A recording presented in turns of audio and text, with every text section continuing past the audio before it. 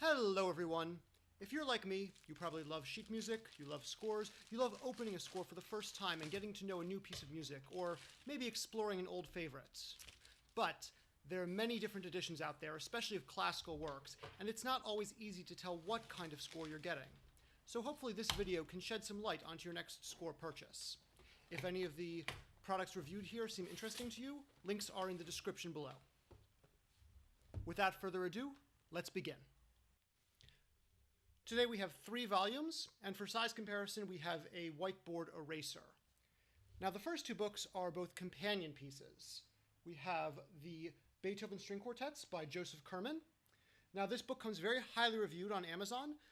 There are some individuals who say that it errs on the technical side, but this isn't necessarily a bad thing. The book is meant to be an excellent overview and an excellent analysis of the string quartets, but it may require some prior knowledge of music theory, or at least of musical terminology. Leafing through it, I can say it is a very densely packed text, which I personally like.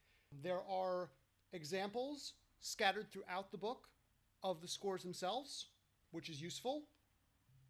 It appears to be organized as a collection of essays about the individual string quartets in order. There's a bibliography at the back, as well as an index of Beethoven's works.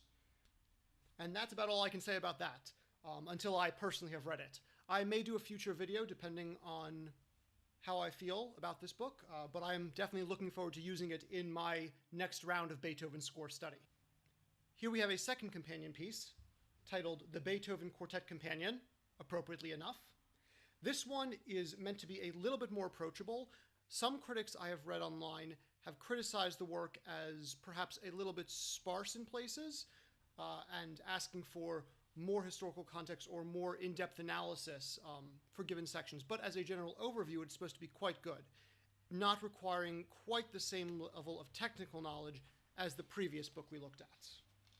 There's a picture of a string quartet if you are unfamiliar with the elements that make up a string quartet.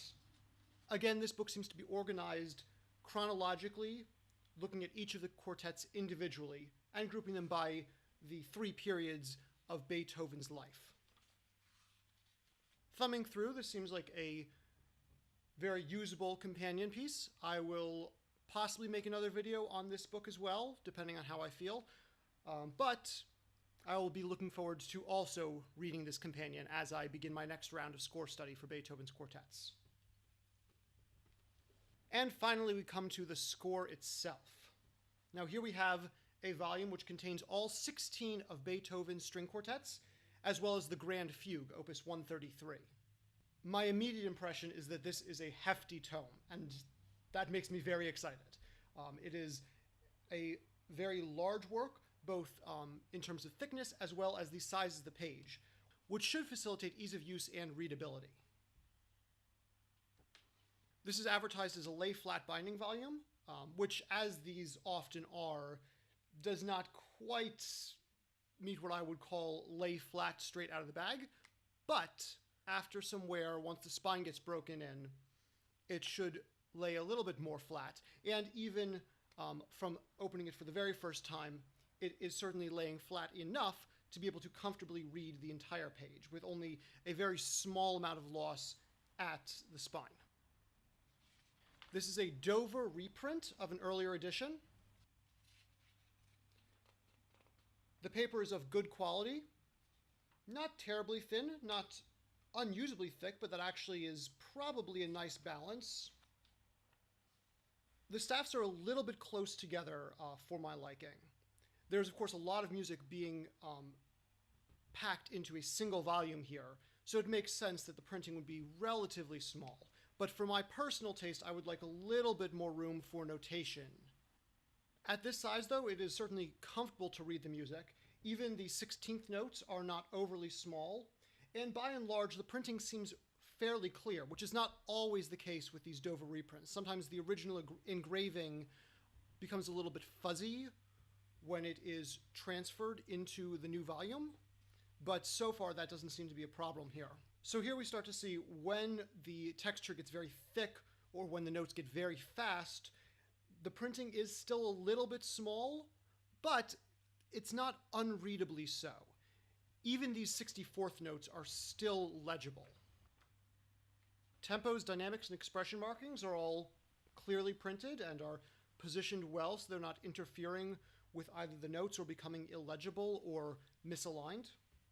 At the end, we have 2 pages with other Dover scores available for purchase. But other than that, the main focus of the volume is the music itself. So again, I would say this is a very usable volume, clear and legible. If I were to have one complaint, it is that the staff are a little bit close together, which makes it difficult to annotate the music. But as a complete set of all the string quartets for score study or even just casual listening, I would say this seems to be an excellent and very affordable collection of music. That concludes today's episode. Again, if any of these 3 volumes seem like something that you would like to own for yourself, the links in the description will take you to the Amazon page to purchase all 3 of these works. And if you purchase using those links, part of the price will go to support this series. Thank you so much for watching, and have a good day.